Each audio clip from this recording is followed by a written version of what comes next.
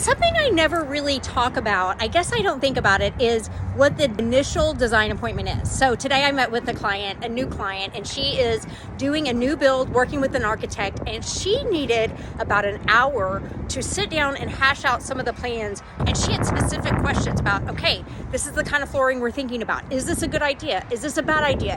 What do you think? And what's so rewarding is once I get all the information, it's really clear. There are good ways of moving forward and things that would not be helpful, and I can tell her that, and that hour was well spent for both of us. But it doesn't have to be for a new build.